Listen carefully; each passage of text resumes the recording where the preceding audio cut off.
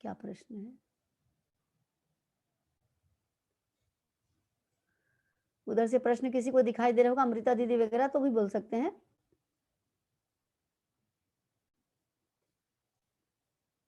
नहीं बिल्कुल सही बोलेगी। सही बात। हमारी जो बेटियां हैं क्लास अटेंड कर रही हैं, उनमें से कुछ बोलें। कुछ पॉइंट छूटा होगा, हो सकता हमारी बड़ी बहनें भी हैं, ऐसा लगता है कि नहीं इसके जगह में ये, ऐसा कुछ लगता है आप लोगों को? रिकॉर्ड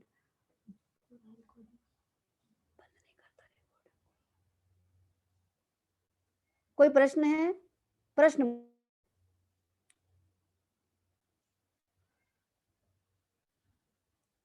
जिन्हें प्रश्न करना अपने आप को अनम्यूट करेंगे ना।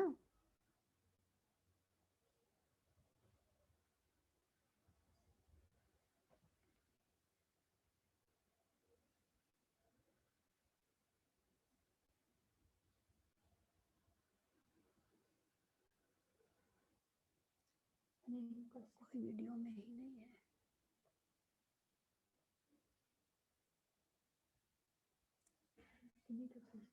प्रश्न किसी का नहीं है?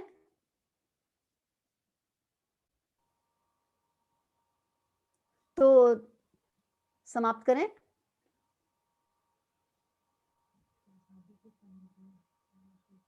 शांति पाठ। दीदी एक प्रश्न है, इसमें लिखा हुआ आया है, क्या शादी के टाइम जो दोस्त होते हैं वो सच होते हैं क्या? क्या शादी के टाइम जो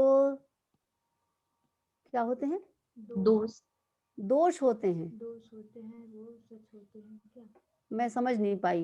कुंडली वगैरह का बोल रहे हैं। शादी के टाइम दोष होते हैं मतलब बोलते हैं कि शादी मांगलिक मांगलिक दोस्त। ये इसके बारे में मुझे कोई जानकारी नहीं है।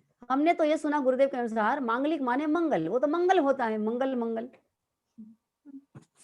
मंगल माने तो अच्छा होता है। वो तो क्या है, हैंड रेज नहीं करना हैगा। तो प्रॉब्लम है, आवाज आपकी साफ नहीं आ रही दीदी। दीदी जी, क्या लड़कों को भी उनके ससुराल के प्रति जिम्मेदारी होनी चाहिए? लड़का अगर आपके घर में विवाह होकर के आता है तो जिम्मेदारी होगी। अब लड़की विवाह होकर के वहां गई है तो जिम्मेदारी उसकी है, प्राथमिक जिम्मेदारी। हाँ, एक बात है, लड़कियों को चूंकि अपने मायके में अब पिता की संपत्ति में अधिकार मिल गया है, तो अगर वो अपने पिता की संपत्ति में अधिकार जताती है तो फिर अपने माता पिता के प्रति जिम्मेदारी भी है। अपने माता पिता की जिम्मेदारी मतलब पति पत्नी तो दोनों एक ही हैं। कई लोग ऐसे होते हैं जिनका कोई लड़का ही नहीं होता है, केवल लड़की होती है। तो केवल लड़की होती है तो भाई अपने ससुराल की लड़के को अपने ससुराल की जिम्मेदारी उठानी पड़ेगी। उनको कौन देखेगा? अकेली लड़की है, विवाह हुआ और उनको प्रॉपर्टी भी मिल रही है, तो नैतिक दृष्टिकोण से और सामाजिक दृष्टिकोण से, दोनों दृष्टिकोण से उचित है ये, इसमें कोई दिक्कत नहीं है। लेकिन इसमें दोनों पक्षों का परस्पर आपस में एक मत होना चाहिए। ये अपेक्षा करना, ये अपेक्षा नहीं करना है। यहाँ पर कल कर्मफल का सिद्धांत आपने सुना है, अपेक्षा नहीं करना है। अगर अपेक्षा है तो शादी के पहले बात कर लीजिए कि भाई मेरी लड़की आपके घर में शादी होके जा रही है, या लड़की बोले कि मैं तो अपने मम्मी पापा को देखूंगी और मैं ऐसा ऐसा करूंगी, ये छूट मुझे चाहिए, ये है क्या? हाँ या ना? सॉफ्ट भाषा में पहले उनकी मानसिकता को पढ़ लें, समझ लें, फिर विवाह करें। अगर विवाह के बाद में ये बात करेंगे तो कलह क्लेश का कारण बन सकता है।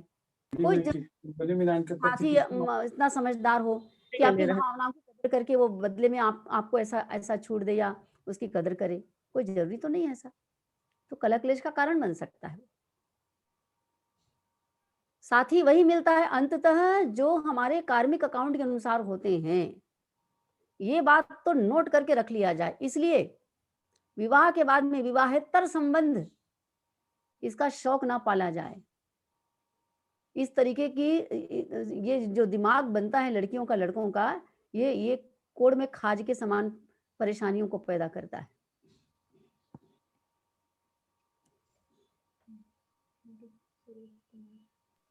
जी, कोई प्रश्न है? बोलिए बोलिए। जी हाथ उठा के रखा है आप लोगों ने, बोलिए फटाफट। हाँ, दीदी जी प्रणाम। दीदी जी क्या सगाई करना बहुत जरूरी है क्या? क्या बिना सगाई की शादी नहीं कर सकते?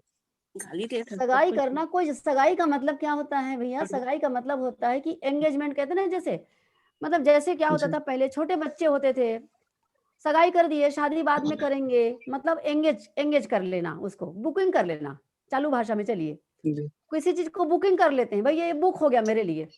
समाज में सबको बता दिया, तुमके घर में जो कोई भी सगा संबंधी और आते हैं, रिश्ता आता है, वो उनको पता चल जाता है, भाई अब ये लड़की उठ गई है, लड़के का लड़की का रिश्ता हो गया, अब ये यहाँ पर अब यहाँ पर अपने अपने लिए बंद हो गया रास्ता, वो एक दूसरे के लिए एंगेज हो गए। बस ये है, अगर कोई ईमानदार नहीं है और वो मुकर सकता है तो सगाई जरूरी है। लेकिन अब तो लड़के लड़कियां बड़े हो गए हैं, सगाई करके 6 महीने 1 साल रख दे, उसके बाद सगाई, उसके बाद शादी की, उसकी जरूरत ही क्या है? भैया जब शादी करनी है तभी तो लड़का देखा लड़की देखी, और तभी तो वो किया हुआ है, मतलब विवाह संबंध तय किया हुआ है ना, तो जो किया हुआ है उसको निभाओ, उसको तुरंत शादी कर लो, सगाई नहीं करते। आजकल बहुत सारे घरों में ऐसा होता है, उसी दिन सगाई की रस्म होती है, उसी मंडप में कुछ थोड़ा बहुत ये दुपट्टा पहना कर क्या के जन्म और कुंडली बना क्या के देते हैं आपका, के? एक मिनट अभी मेरी बात खत्म होने दीजिए दीदी, 1 मिनट। अंगूठी वगैरह वहीं डाल देते हैं और उसके बाद में शादी होती है, कोई ज़रूरी नहीं है। ठीक है भैया? अगली बात। जी जी प्रणाम। जी, और कोई? आपके संस्थान में जन्म कुंडली बना के देते हैं क्या? अ, आपके संस्थान में मतलब गायत्री परिवार में? हाँ, हाँ, गायत्री परिवार में।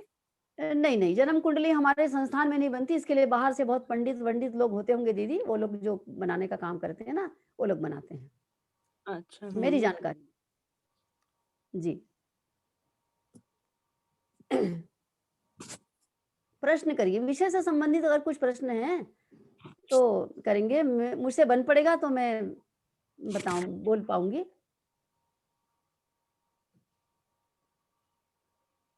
बस? प्रणाम दीदी जी। हाँ जी, प्रणाम दीदी, प्रणाम। दीदी मेरा प्रश्न है कि यदि कोई कन्या है जो कि मतलब अपने माता-पिता के प्रति बहुत ज़्यादा ये रहती है कि अगर मेरे ससुराल चले जाऊँ और फिर मेरे बाद में मम्मी-पापा की देख-रेख के लिए कौन होगा? तो ये सोच के अगर वो शादी के लिए कुछ नहीं सोच पाती है या डिसाइड नहीं कर पाती है, तो उसको किस प्रकार से उसका मार्गदर्शन करना चाहिए दीदी?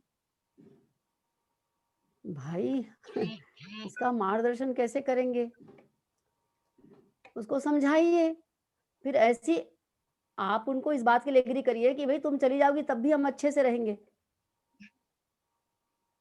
भगवान सबका रखवाला है, हमारे पास पैसा है, या तो ऐसा वर मिल जाए जो आपको भी देखे और उसको भी देखे, दोनों हो सकता है। समय आने पर सब ठीक हो जाता है दीदी, पहले बच्चे लोग ऐसा बोलते रहते हैं। लड़का भी बोलता है मैं शादी नहीं करूँगा, सेवा करूँगा, लड़की बोलती है मैं शादी करके नहीं जाऊँगी, मैं मम्मी-पापा को नहीं छोड़ूँगी। समय आता है, सब ठीक हो जाता है, उसका टेंशन मत लीजिए। लड़के लोग भी ऐसे ही बोलते हैं, शादी नहीं करेंगे, मुझे शादी करना ही नहीं है, मम्मी को नहीं छोड़ना है। जी, धन्यवाद दीदी। और दूसरी बात, कोई बात है?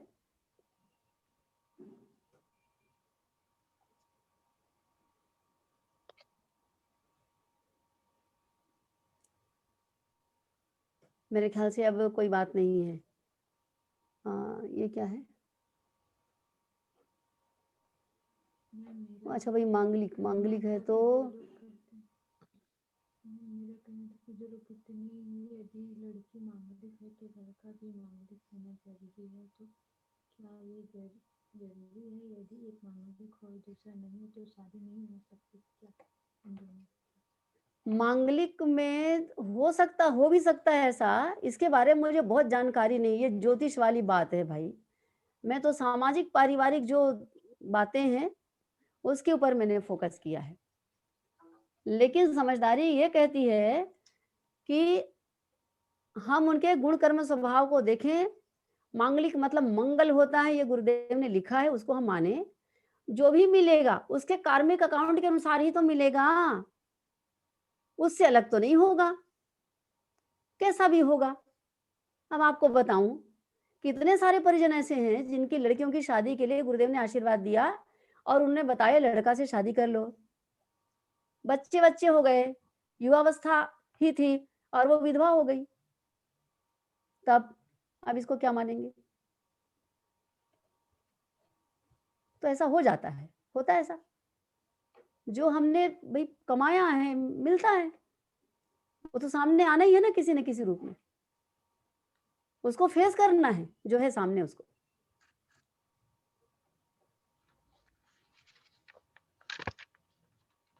बस, और कोई बात? चैट बॉक्स में कुछ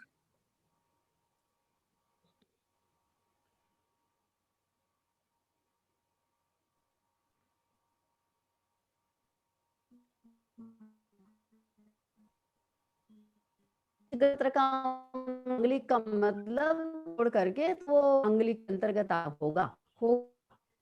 ये ज्योतिषी शब्द हैं, ये इसके विशेषज्ञ नहीं है भाई।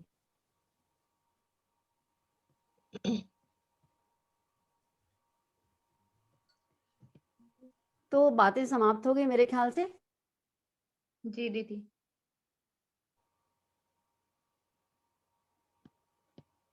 दीदी किरण श्रीवास्तव हैंड रेस किए हुए दिख रहे हैं। तो प्रश्न पूछ लेती ना अभी तक वो, अगर हैंड रेस की है तो। यहाँ तो नहीं दिखाई दे रहा है।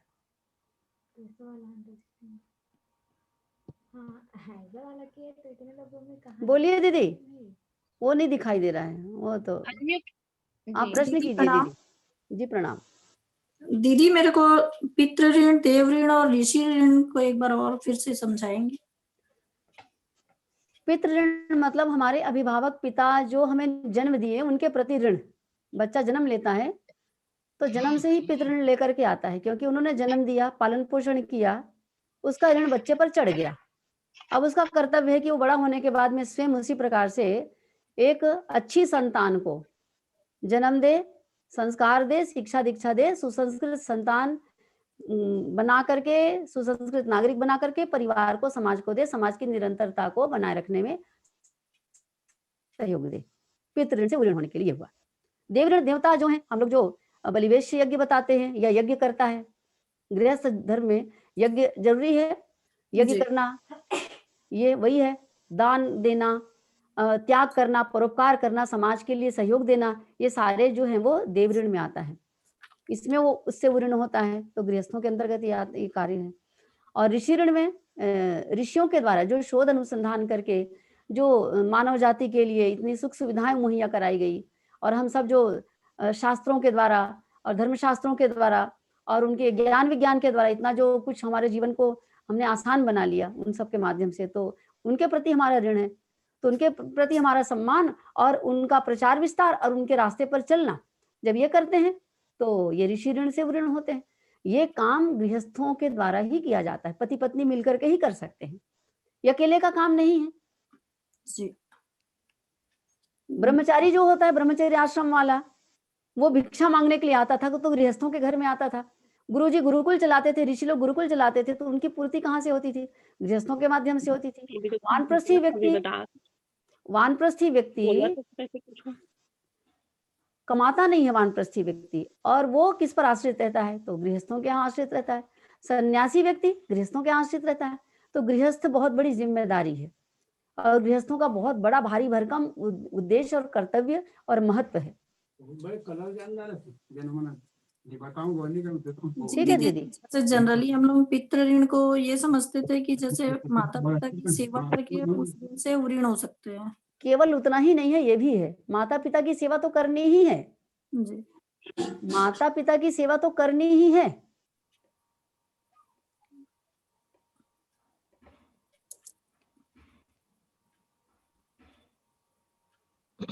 और कोई प्रश्न? दीदी एक प्रश्न और लिखा हुआ है। सास के बारे में क्या लिखा है? जो लाइफ पार्टनर मिलेगा वो इस जन्म के कर्म के अनुसार मिलेगा कि पूर्व जन्म के कर्म के जी, लाइफ पार्टनर मिलता है वो पिछले जन्म के कर्म के अनुसार मिलता है भाई। सास के बारे में कुछ बताइए, वो भी घर घर बहुत सास के बारे में बताइए, वो घर घर वो घर की शिकायत। सास, अब सास कहिए, ससुर कहिए, बहू कहिए, सब एक ही समान है। ये बातें सबके ऊपर कॉमन रूप से लागू होती है। घर की बात बाहर नहीं निकलनी चाहिए। सास के बारे में क्यों बताया जाए, बहू के बारे में क्यों नहीं बताया जाए? सब लोग एक ही समान है, सबके ऊपर एक ही नियम लागू होता है। सास बोलने से ससुर भी लागू उसमें आ गया, बहू बोलने से बेटा भी आ गया, सब एक समान। घर की बात बाहर निकलती तो क्या होता है? देखिए, आपके घर में कोई आया, आपने अपने घर में आए हुए से सास के बारे में, बहू के बारे में, पति के बारे में, पत्नी के बारे में कुछ भी आपने बोला, समय बीतने के बाद में आपस में सुलह हो जाएगी, घर का झगड़ा घर में शांत हो जाएगा। लेकिन बाहर वालों को जो बात पता चल चुकी है वो वैसी रहेगा, तो बाहर की कहानी तो खत्म नहीं होगी। तो बेइज्जती जो वो दी गई बाहर पति पत्नी की या बहू सास की, जिसकी भी, वो तो वैसी चलेगी ना, वो तो चल रही है, वो तो खत्म नहीं होने वाली, उसे मरहम नहीं लगा सकते। घर वालों के साथ में क्या है? घर में घर वाले हैं, घर कई ऐसे घटनाएं घटती हैं, कई समय आता है या अपनी गलती स्वीकार कर लेता है, तो या समझ में आती बात तो वो सब मरहम लग जाता है, खत्म हो जाता है, कहानी खत्म हो जाती है, फिर से अच्छे से रहना शुरू कर दिए दोनों। लेकिन बाहर जाने के बाद में शायद मैं ये बात कह नहीं पाई, ये बहुत जरूरी बात है। घर की बात बाहर नहीं निकलनी चाहिए लड़की के द्वारा। हाँ, मायके वालों के पास में जो बोल देती है, ससुराल वालों की बात, या पति के बारे में या पत्नी के बारे में, जो दोनों पक्षों के ऊपर लागू होता है। सास घर घर में क्यों बोलती है? सास के बारे में बोल रहे हैं आप, सास को प्रॉपर सम्मान दीजिए और सास के साथ में माँ मान करके, बेटी बेटी के समान मान करके उसको, लेकिन दूसरी ओर से भी होना चाहिए। दोनों फ्री माइंड के हैं, तब वो दोनों एक दूसरे को उस नजरिए से देख करके उसको ठीक कर सकते हैं। और ऊंच नीच माँ बेटी के बीच में नहीं होता है क्या? ऊंच नीच माँ बेटी के बीच में होता है और बहुत घमासान होता है।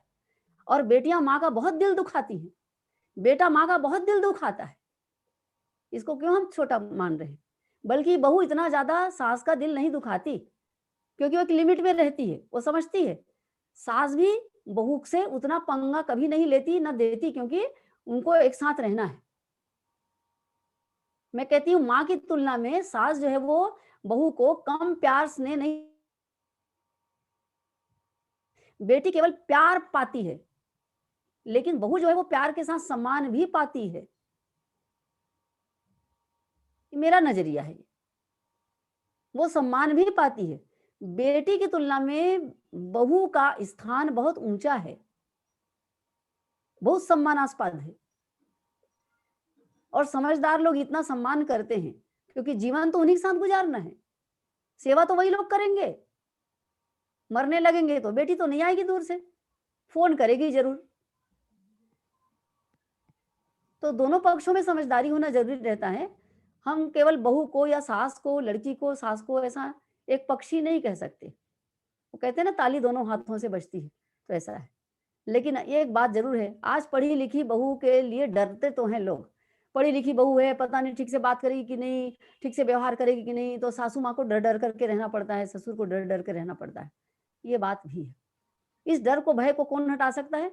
हमारी पढ़ी लिखी बेटी जो है वो ट्रेनिंग लेकर के जाएगी अपने घर से, समझ करके जाएगी जब ससुराल, तो बिल्कुल उनको फ्री रख सकती, कर सकती है।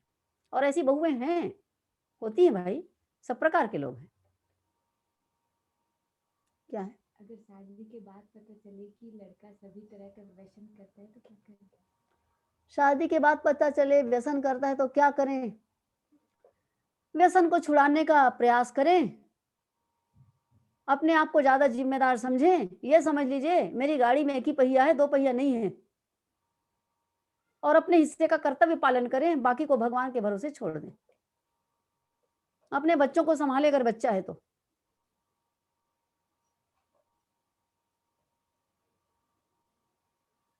उनको समझाने का प्रयास करें, बदलने का प्रयास करें, येन केन प्रकारेण। और किसी की समस्या की तो अलग से बात कीजिएगा, उसका उल्टा पड़ जाएगा मैं बोलूंगी तो। व्यक्तिगत बात कीजिएगा किसी की समस्या ऐसी है तो। जी दीदी जी, आपका व्यक्तिगत फोन नंबर दीजिएगा ना। नंबर तो है सबके पास में। अच्छा अगला प्रश्न चैट बॉक्स में डाल देंगे। अगला प्रश्न कीजिएगा। और है क्या प्रश्न? जी, मेरा एक प्रश्न था दीदी कि आपका ये जो बताए हैं अभी वो सब बहुत अच्छा लगा, लेकिन आप छोटे बच्चों को कैसे सिखाएं? जैसे अभी बच्चे बहुत मोबाइल खेलते हैं यार, तो उनको पढ़ाई लिखाई में कैसे लगाएं? इसके बारे में भी कभी चर्चा लगाइएगा। आप बुधवार को नारी जागरण की जो क्लास होती है दीदी, उसमें ना जुड़ा करिए, उसमें ऐसी बातें होंगी।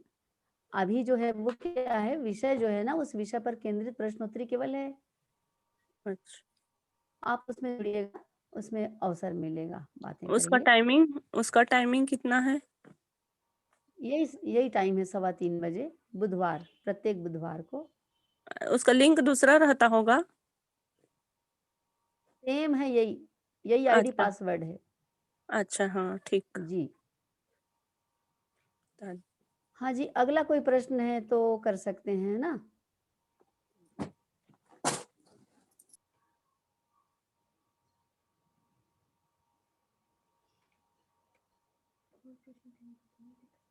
तो शांति पाठ किया जाए।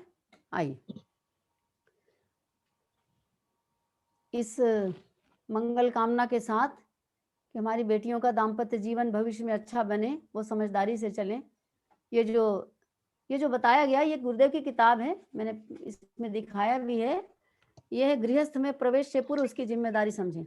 हम में से बहुत सारी ऐसी बहनें माताएं हैं जिन्होंने ये सब ज्ञान था ही नहीं पहले, वैसे ही अपना शुरू हो गया। लेकिन अब इतनी हमारे पास में मैटर है, ज्ञान है, गुरुदेव का दिया हुआ समझाइश है, अपने जीवन को हम क्यों नरक तुल्य बनाएं?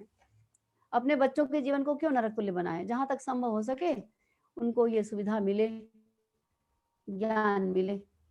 सबके लिए मंगल कामना। अपनी बात समाप्त करते हैं और अब शांति पाठ।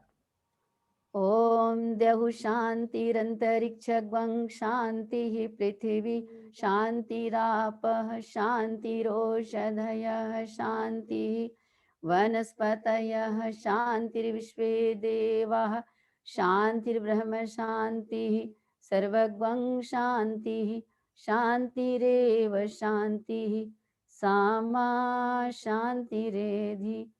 ओम शांति शांति शांति सर्वारिष्ट सुशांतिर्भवतु।